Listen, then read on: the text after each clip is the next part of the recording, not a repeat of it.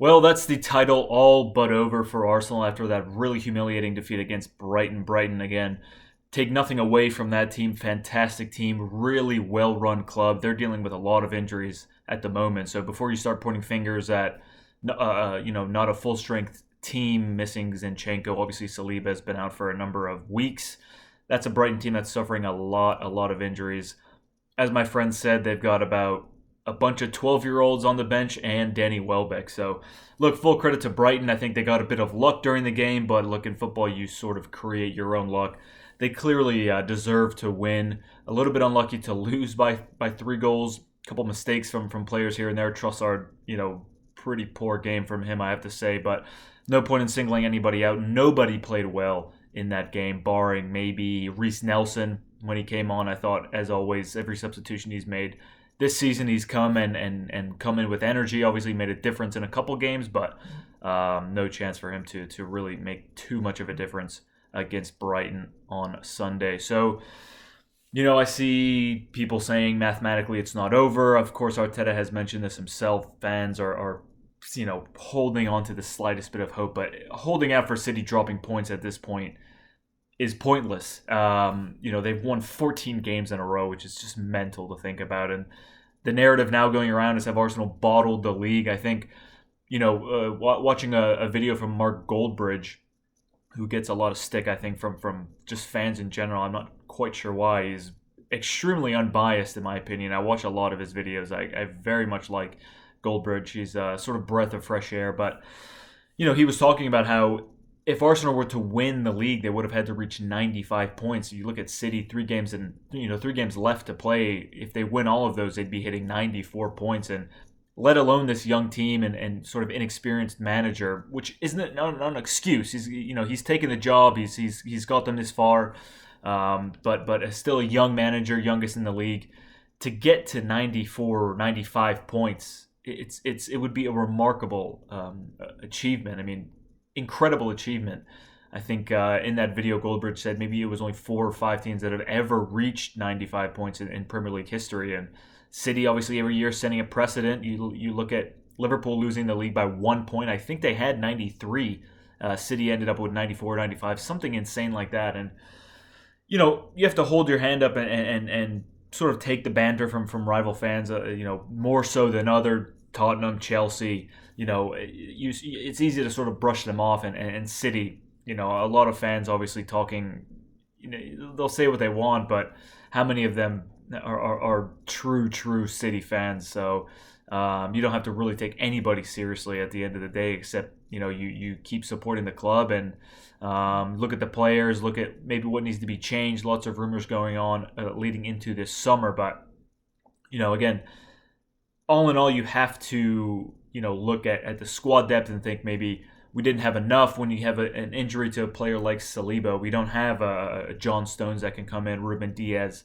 You look at Man City and the squad that they have. It's such a strong side. Their B team would be challenging for top 4, I think. And you still have to hold your hand up and take responsibility.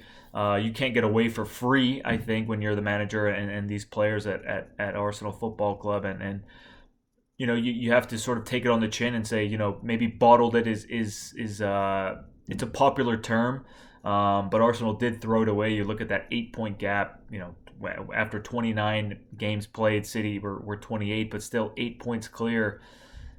And, that capitulation of those 3 draws in a row, Liverpool's one thing. Okay, you went to Anfield, you gave up your 2-point lead, your 2-goal lead, excuse me. But the Southampton, the West Ham games, I mean, it's unacceptable. And I think the player's really running out of steam. Saka, I don't know how many games. I don't know how many minutes he's played this season. Gabriel has played every single game this season, 90 minutes or close to it every single game. And, while he's not really put a foot wrong in those last couple games, conceding 3 goals to Brighton, again, a very good Brighton team, obviously this defense is, a little bit shaky. And the last couple games really showed, I think, just the dire need for squad depth that this team needs. Again, Saliba out. Ben White getting absolutely cooked by Mitoma, who is a fantastic player in his own right. I don't want to single any players out, but look, the Brighton performance, it was a extremely good game from them. When you look at where Arsenal still have to go, we still got to go to Forest fighting for their lives there in the Premier League, and Wolves, who are for the most part safe, but Wolves obviously never an easy game. So going back to holding out for City, losing, dropping points. I mean, they've got Chelsea, and I understand. There's a top six, and sometimes Chelsea can be where they are, but they play a familiar rival, I guess, that they're used to competing with. At the top of the table, it can be a different game. I personally have no faith that Frank Lampard could possibly get anything out of that game, but I guess we'll have to wait and see. I'll be watching it. I won't be hoping for anything. I think that the league is over. It's going to be an exciting summer. Lots of players linked to moving, lots of players linked to coming in. Caicedo, Declan Rice, of course, two big names. And circulating to Granit Xhaka has seemingly decided to call it quits after 7 years at this club. If you've watched any videos, which obviously you haven't, or you follow me on Twitter, you know what a huge fan I am of Granit. Since he came in, I was a huge fan of him when he was at Gladbach over in Germany, and just captain from a young age, captain of the Swiss national team at a young age, and just a leader. And he had a lot of faults. Didn't have a perfect career, but to put the blame of we never qualified while he was here. You can't depend on a DM to qualify you for the Premier League when he was surrounded by the type of players that he was. I think he was always a standout quality and always a leader. He survived the Mikel regime. He survived under Emery, under Wenger, so it's clear that he's a brilliant and strong-minded player. If he does leave, I will certainly miss him. He, again, my favorite player at Arsenal since he came in. So that's certainly interesting. You can let me know what you think about that. But again, it's going to be an exciting year. We've got Champions League football back. Again, the big summer. Rumors of a massive budget to be given to Arteta to bring in some quality players.